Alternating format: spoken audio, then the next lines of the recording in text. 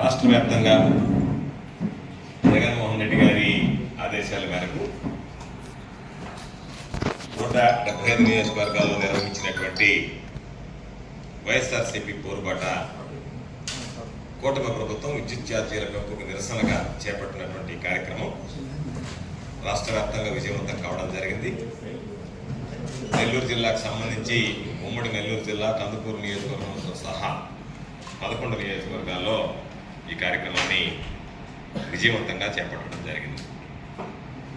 ఈ కార్యక్రమం విజయవంతం కావడానికి సహకరించినటువంటి స్థానిక వైఎస్ఆర్ కాంగ్రెస్ పార్టీ నాయకులు, కార్యకర్తలు, పాల్గొన్నటువంటి ప్రజలు, ఈ కార్యక్రమం విజయవంతం కావడానికి కృషి చేసినటువంటి సీనియర్ లీడర్లు, నియోజకవర్గాల ఇన్ఛార్జీలు, పరిశీలకులు, అనుబంధ సంఘాల అధ్యక్షులు, జిల్లా కమిటీ, రాష్ట్ర కమిటీ సభ్యులు అందరికీ పేరు పేరున ఈ సందర్భంగా హృదయపూర్వకమైనటువంటి ధన్యవాదాలు తెలియజేస్తున్నాను.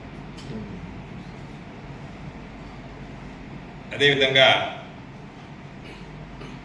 వైఎస్ఆర్సీపీ పోరుబాటకు సంబంధించి మీడియా కవరేజ్ అందించినటువంటి పాత్రికేయ మిత్రులకు కూడా హృదయపూర్వకమైనటువంటి ధన్యవాదాలు తెలియజేస్తున్నాం. ఎందుకంటే ఒక పక్క పోలీసు బెదిరింపులు, నిర్బంధాలు, మీరు ర్యాలీలు చేపట్టడానికి లేదు, నిరసన ర్యాలీలు చేపట్టడానికి లేదు, కొన్ని దగ్గరలా అధికారులు అయితే మేము వినతి పత్రం తీసుకోము అని చెప్పినానని గేట్లకు తాళాలు వేసినటువంటి నేపథ్యం, రకరకాలైనటువంటి పోకడలతో అధికారులు ప్రవర్తించిన అధికార యంత్రాంగం, పోలీసు శాఖ రకరకాలైనటువంటి ఇబ్బందులకు గురి చేసిన వీటన్నిటిని లక్ష్య పెట్టకుండా, వీటిని లెక్క చేయకుండా ప్రజలు స్వచ్ఛందంగా పాల్గొని ఈ కార్యక్రమాన్ని జయప్రదం చేయడం జరిగింది. ఇది ఒక అంశం. తర్వాత రెండవ అంశం బహుశా మీ అందరికీ గుర్తుండే ఉంటుంది. డిసెంబర్ 11వ తేదీ ఒక 3 అంశాల మీద సోమిరెడ్డిని కాణిపాక వినాయకుడి దగ్గర ప్రమాణం చేయమని కోరడం జరిగింది. వాటిల్లో ఒకటి, అరబిందో వాళ్ళని 5 కోట్ల రూపాయలు నువ్వు అడిగినటువంటి మాట వాస్తవమా కాదా? అరబిందో వాళ్ళు నీ ఫోన్ ఎత్తకపోతే విజయసాయి రెడ్డికి నువ్వు ఫోన్ చేసినటువంటి మాట నిజమా కాదా? అది ఒక సబ్జెక్టు. రెండవది, పొదలకూరు లేఅవుట్లు ఏదైతే ఉన్నాయో బహుశా చాలా సందర్భాలలో ఇవన్నీ కాకాని గోవర్ధన్ రెడ్డి బినామీ లేఅవుట్లు అని చెప్పి పదే చెప్పాడు. ఆ బినామీ లేఅవుట్ల మీద నువ్వెందుకు చర్యలు చేపట్టడం లేదు అని అంటే మరలా ఏం చెప్పాడు? ఆ బినామీ లేఅవుట్ల ద్వారా ప్రభుత్వానికి నేను ఆదాయం తెచ్చేటువంటి మార్గాన్ని అన్వేషించాను అని చెప్పాడు. నా బినామీ లేఅవుట్ల ద్వారా నాకు లేనటువంటి నష్టం నీకెందుకు అంత శ్రద్ధ అని అడిగితే దానికి సమాధానం చెప్పడం లేదు. అందుకని ఏం చెప్పాము, 2.5 కోట్లు సెట్ చేసుకున్నారు నువ్వు నీ కొడుకు, వాళ్ళ దగ్గర 2,50,00,000 డబ్బులు తీసుకున్నారు కాబట్టి దాని మీద నువ్వు ప్రమాణం చేస్తావనేది రెండో అంశం. మూడోది, ఇరిగేషన్ పనులకు సంబంధించి విజిలెన్స్ ఎంక్వైరీ పెడితే 50 లక్షల రూపాయలు పాప అక్కడ ఉన్నటువంటి ఇరిగేషన్ అధికారులందరూ వసూలు చేస్తే 50 లక్షలు చాలు, నువ్వు 1 కోటి రూపాయలు అంటే ఇరిగేషన్ శాఖలో అధికారులు కొట్టుకున్నటువంటి మాట వాస్తవమా కాదా అనేటువంటిది 3వ అంశం. ఈ 3 అంశాలకు సంబంధించి నువ్వు కాణిపాక వినాయకుడి దగ్గర ప్రమాణం చేస్తావని చెప్పి డిసెంబర్ నెల 11వ తేదీ నేను బహిరంగంగా ఆయన్ని కోరడం జరిగింది. దాదాపుగా ఈ రోజుకి 18 రోజులు అయ్యాయి. ఏమి అతిగతి లేదు. మరలా ఒకసారి దాన్ని తెప్పించుకోవడానికి అయ్యో ఈ అరవిందో వాళ్ళు నేనేదో చాటుమాటుగా డబ్బులు ఎడితే గోవర్ధన్ రెడ్డికి చెప్పారని చెప్పి వాళ్ళని పోయి మరలా ఒకసారి విజయవాడకి పోయి తిట్టొచ్చాడు. నువ్వు అడిగి వాళ్ళని పోయి తిడుతున్నావు. పాపం వాడు ఇవ్వలేదు బయట చెప్పారని చెప్పి నువ్వు అడిగిన మాట వాస్తవం కాదంటే నన్ను తిట్టిస్తున్నావు. కాదు కదా చంద్రమోహన్, నన్ను తిట్టడం వాళ్ళని తిట్టించడం కాదు కదా. విషయం ఏంది, నువ్వు అడిగావా లేదా? దానికి సమాధానం చెప్పానంటే దానికి సమాధానం చెప్పకుండా ఎంతసేపటికి వాళ్ళని తిట్టడం దేనికి? అందుకనే నేనేమంటానంటే చంద్రబాబు నాయుడు గారిని 2 సూచనలు ఉన్నాయి. ఈసారి ఏదైనా సరే చంద్రమోహన్ ఒకవేళ వాళ్ళ దగ్గరికి వెళితే, ఏది అరవిందో వాళ్ళని తిట్టడానికి వెళితే, చంద్రమోహన్ బాగలేదు నీ క్రెడిబిలిటీ, ఒకసారి నువ్వు కాణిపాకం దాకా పోయి ఆ గోవర్ధన్ రెడ్డి చెప్పినట్టుగా ప్రమాణం చేసేసామని వచ్చేసి మాట్లాడని చెప్తే బాగుంటుంది. పద్ధతి అది. ఎందుకంటే నీకు ఆ మాట్లాడేటువంటి మాటలకు విలువ ఉంటుంది. అదేమి లేకుండా నువ్వు నేరుగా ఇక్కడి నుంచి పోయి పాప వాళ్ళని రోజు అదే పదే తిట్టడం, బ్లాక్మెయిల్ చేయడం బాగలేదు. అందుకని లేదా రెండోది, నేను కూడా చెప్తున్నా, నేను మాట చెప్పా, మరలా ఇంకో మాట కూడా చెప్తున్నా. ఒకటి, నేను కానీ నువ్వు ప్రమాణం చేస్తే నువ్వు నేరుగా దొంగతనం చేసి పట్టుకుంటా సరే నేను నీ గురించి మాట్లాడని చెప్పాను. మరలా అదే మాట చెప్తున్నా. రెండో మాట చెప్తున్నా. ఈరోజు చంద్రబాబు నాయుడు గారికి చిత్తశుద్ధి ఉంటే ఎన్నికలకు ముందు నీ వాట్సాప్ కాల్ కూడా ఇప్పుడు మామూలుగా డీటెయిల్స్ వస్తాయి, ఎవరెవరికి ఫోన్ చేశారు. నీ వరకు నువ్వు అర్థం చేసుకో. నాకు చెప్పలేదు, మాకు చెప్పలేదు, ఊరికి చెప్పలేదు. చంద్రమోహన్ రెడ్డి వ్యక్తిత్వం ఎట్లాంటిది అనడానికి నేను చెప్పినటువంటిది అవునా కాదా, నా మాట నిజమా, చంద్రమోహన్ నిజమా అనేటువంటిది తెలియాలి అంటే వాట్సాప్ కాల్ డేటా తీ. చంద్రమోహన్ ఫోన్ చేసేదా లేదా వాళ్ళకి, మాట్లాడాడా లేదా వాళ్ళతో, విజయసాయి రెడ్డి గారితో, అరవిందో వాళ్ళతో. ఇక్కడ అరవిందో వాళ్ళ అవినీతి పరులు దొంగతనాలు చేసేవాడివి, ఆ వాళ్ళకి నువ్వు ఫోన్ చేసేటప్పుడు నువ్వు దొంగలకు దొంగవనే కదా లెక్క. వాళ్ళందరినీ తిడుతున్నావు, వాళ్ళంతా అవినీతి పరులు దొంగతనాలు చేసేవాళ్ళని. నువ్వెవడు? కాబట్టి కాలయాపనొద్దు, స్ట్రైట్ అవే లేదు అయ్యా నేనేదో మామూలుగా చేశాను, పొరపాటు అయిపోయిందంటే అదేనే చెప్పు. చేయలేదు అనుకుంటే చేయలేదని చెప్పు, ఏదో ఒకటి చెప్పు. చేసావా చేయలేదా? కమ్ముగా ఉంటే ఏమవుతుందంటే పట్టించుకోకుండా వదిలేస్తానంటే నేను నిన్ను విడిచిపెట్టను. ఎందుకంటే ఈ మధ్య మా రైతు పోరు అది మామూలుగా ఇవన్నీ ఉన్నాయి కాబట్టి, అన్నదాత గంటగా ఒకటి పోరుబాట ఇవి ఉన్నాయి కాబట్టి కాస్త బిజీగా ఉన్నాం. అందుకనే కాస్త సమయం కూడా ఇవ్వాలి కదా. మరి వెంటనే అనుకుని నువ్వు కూడా ఆలోచన చేయాల్సినటువంటిది కదా.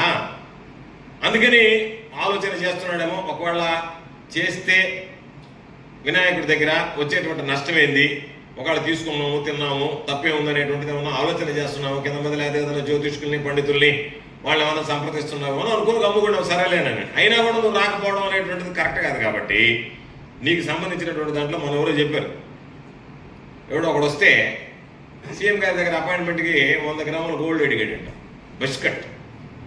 ఇప్పుడు వెంటనే చెప్పాటయ్యా ఎమ్మెల్యే గారి కలెక్షన్లు ప్రారంభం, సరేపల్లి ఎమ్మెల్యే అదేనండి.